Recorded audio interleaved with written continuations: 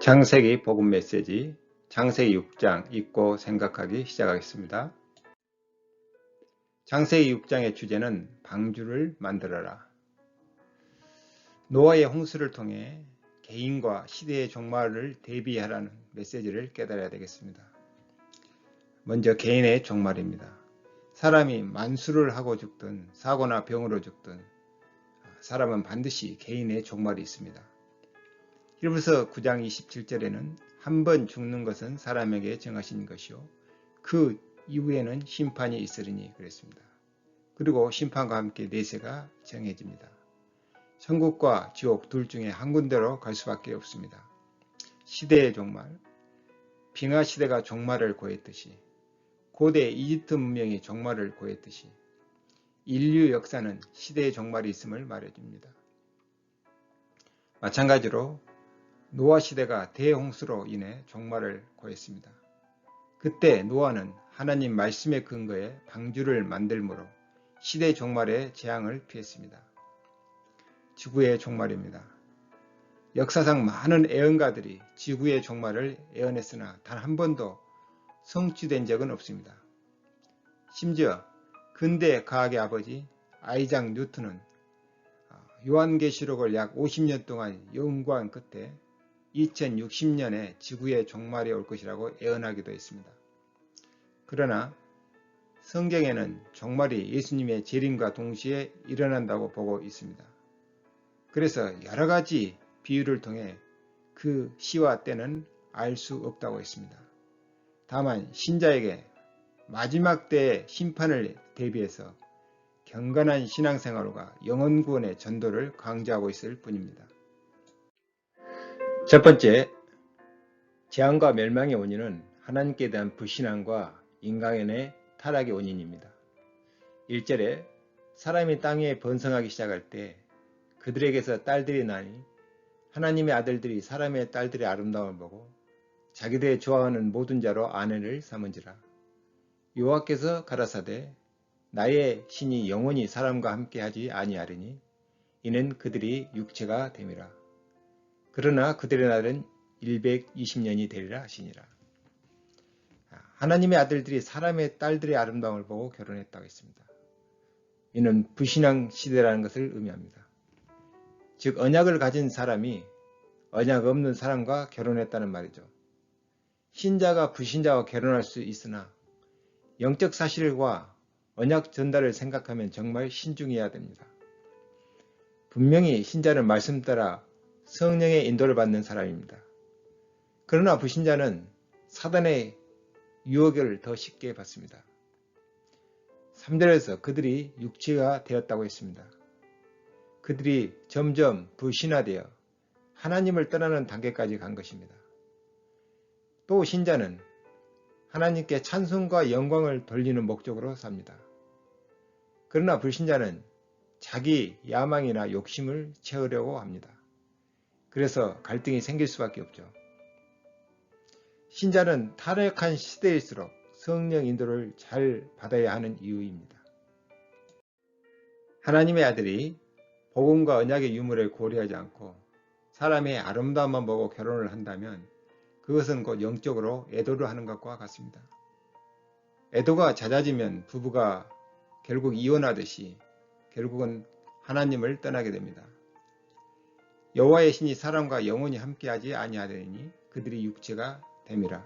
즉 육신적인 쾌락을 쫓다가 점차 불신자가 된 것을 말합니다. 불신자에게는 성령이 떠날 수밖에 없습니다.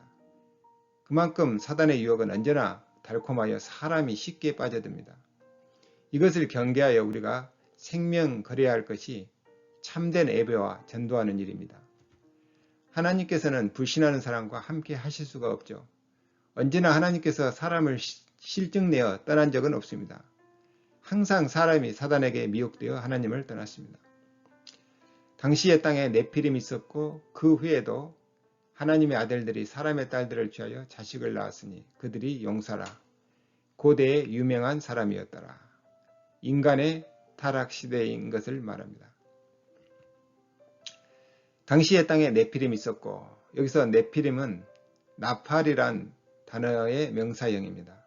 나팔은 타락하다, 떨어지다 그런 뜻이 있습니다. 타락한 천사가 하늘로부터 땅으로 떨어질 때 이 단어가 사용되었습니다. 이사야 14장 12절에 참고하시기 바랍니다.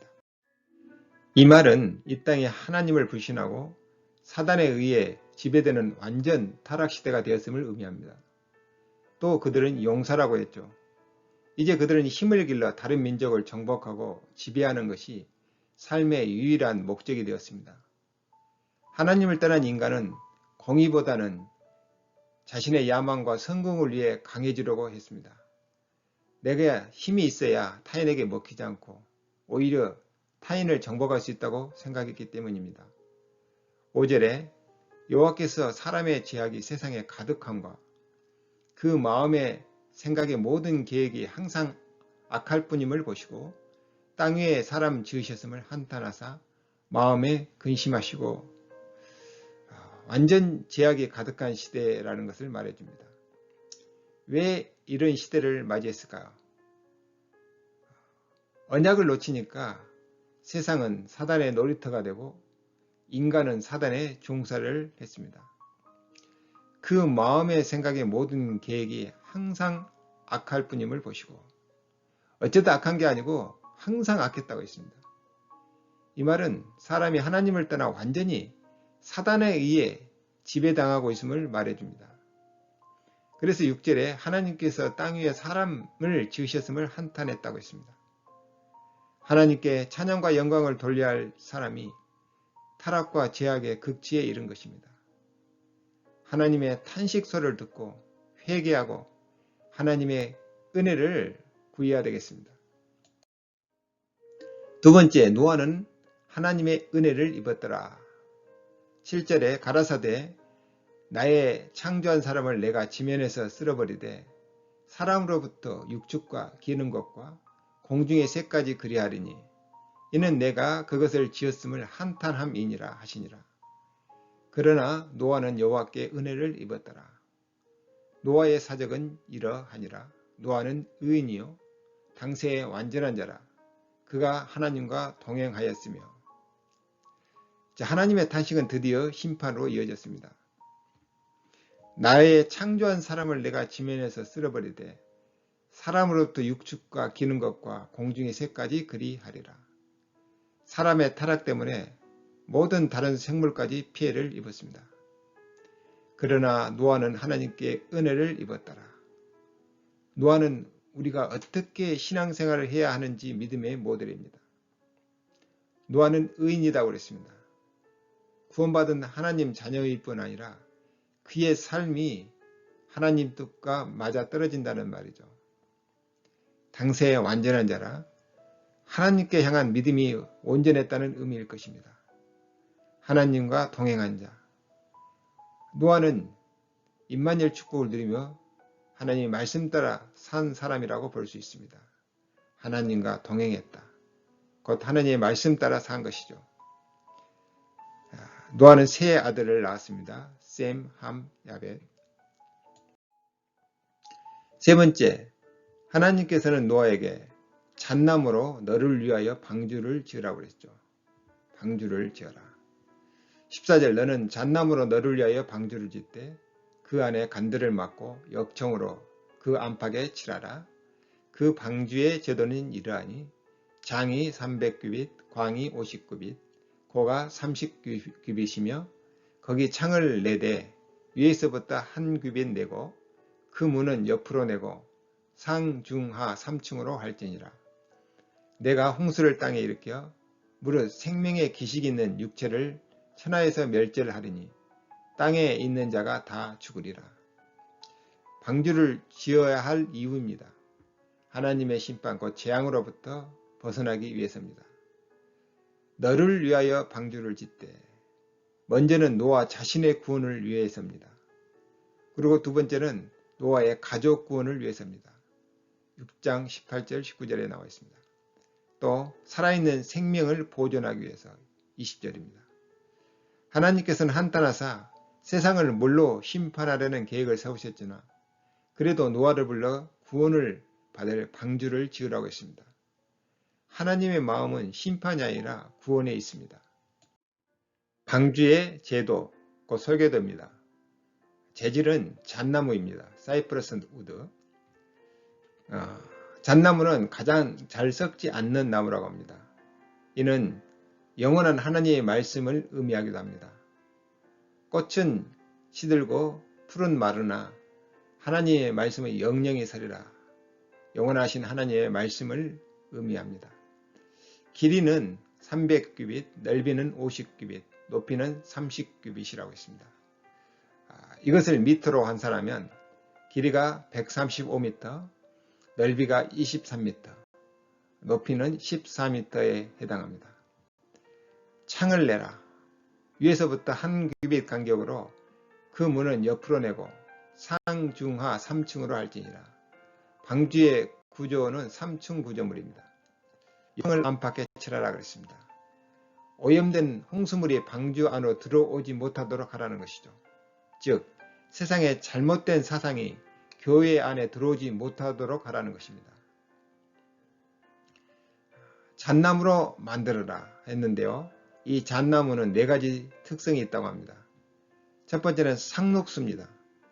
사시사철 푸른 상록수는 변치 않는 영원한 하나님의 구원을 상징한다고 합니다.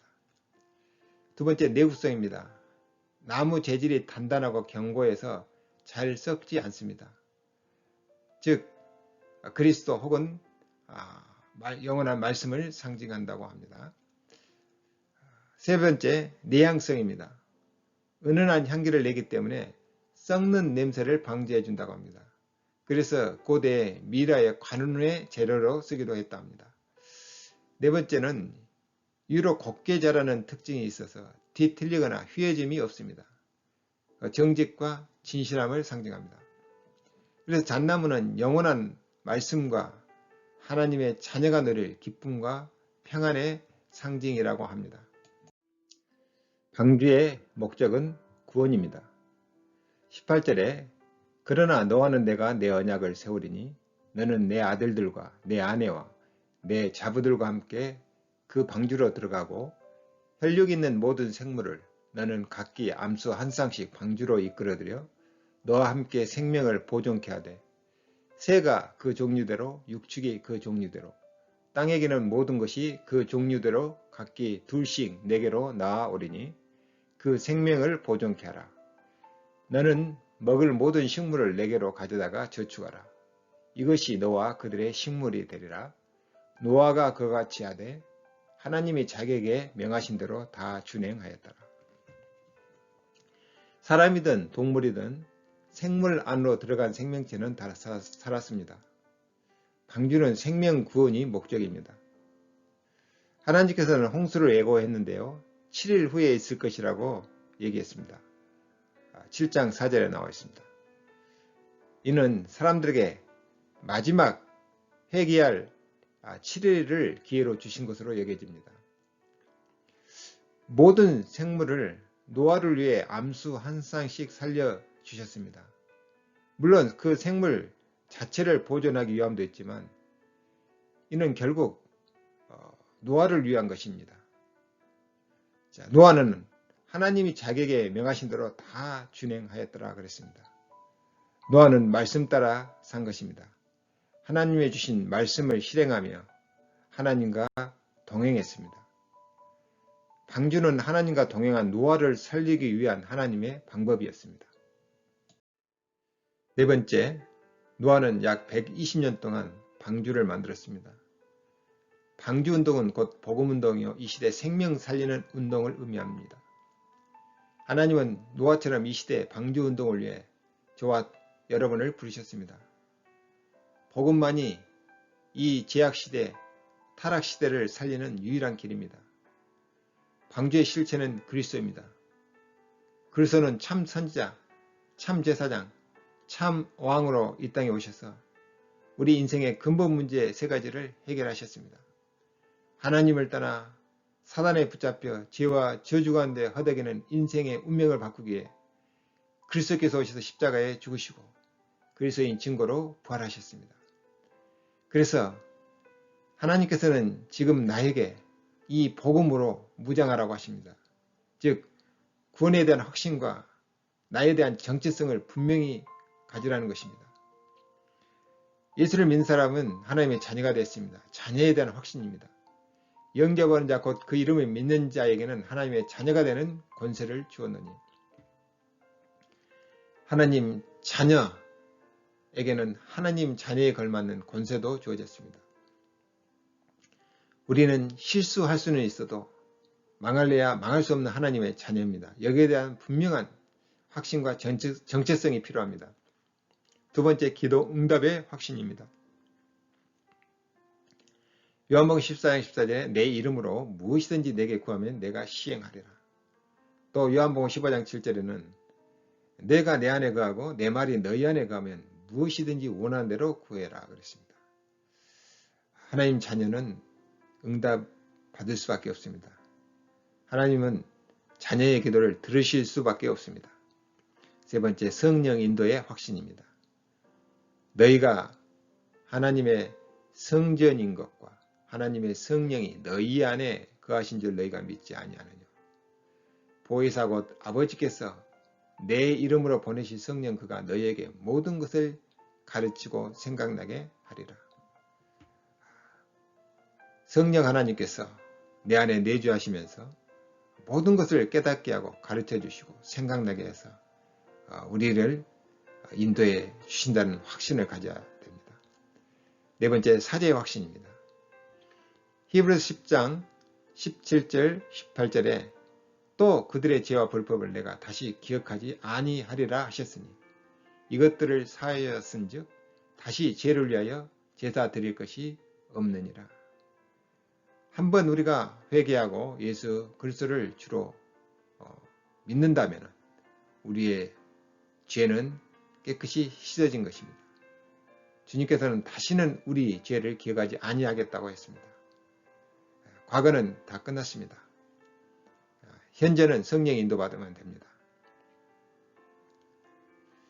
다섯 번째, 승리의 확신입니다.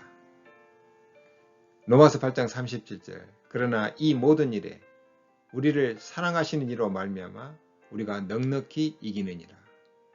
맞습니다. 하나님께서 우리와 함께 하시기 때문에 우리는 반드시 승리할 수밖에 없습니다. 그리고 반드시 하나님께 영광 돌릴 수밖에 없을 줄 믿습니다. 여기에 대한 확신을 우리가 가져야 되겠습니다. 노아 시대의 노아의 사명은 곧 이 시대를 사는 성도의 사명입니다. 방주는 노아 시대에 구원받을 수 있는 유일한 플랫폼이었습니다. 방주는 오늘날 교회와 같은 곳입니다. 홍수 때는 구원받는 길은 방주뿐입니다. 오늘날에는 교회가 방주의 사명을 감당해야 됩니다. 교회당에 오는 사람들은 누구든지 구원받을 수 있도록 복음을 들을 수 있어야 됩니다. 교회당은 구원을 위한 플랫폼 역할을 해야 됩니다. 그리고 성도의 사명은 전도입니다. 복음 전파에서 곳곳에 교회를 세우는 것입니다. 교회의 역할은 전도이고 교회당의 역할은 예배를 드리는 장소요, 성도를 교육하고 친교하는 장소입니다. 그리고 나가서 전도할 힘을 얻는 하나님의 임재의 장소입니다. 교회당에 와서 예배하면서 나를 살리고 세상 살리는 모든 힘을 다 얻어야 될 줄 믿습니다. 결론입니다. 하나님은 노아를 선택해서 방주를 만들라고 하셨습니다. 하나님께서는 이 시대에 나를 불러서 방주운동을 하시라고 하십니다. 이 음성을 우리가 들어야 되겠습니다. 방주 외에는 다른 살 길이 없듯이 오직 그리스도 복음만이 재앙을 이기는 유일한 해답입니다. 하나님께서는 나에게 확신을 가지고 이 복음을 누리라고 하십니다. 어떻게 말입니까? 그냥 믿으면 됩니다. 그냥 우리 생각을 바꾸면 됩니다. 언제까지 누리면 됩니까? 내게 있는 어떤 문제로 안 보일 만큼 누리면 됩니다. 실제로 모든 문제는 다 해결되었습니다. 만일 그것이 진짜 문제라면 분명히 답은 있습니다. 우리는 영원한 해답 대신 그리스도가 있기 때문에 어떤 문제도 문제가 아니어야 정상입니다. 내가 행복해진 만큼, 내가 복음을 누린 만큼 행복해지고 내가 행복해진 만큼 나는 그리스도의 증인이 될 줄로 믿습니다. 이 땅에 꼭 필요한 것이 복음이 아니고 오직 복음입니다. 이 복음운동에 우리가 동참할 때 하나님께서는 모든 문들을 다 여실 줄로 믿습니다. 지금까지 시청해 주셔서 감사합니다. 만약에 질문이 있거나 상담을 원하시면 이메일을 주시기 바랍니다. 감사합니다.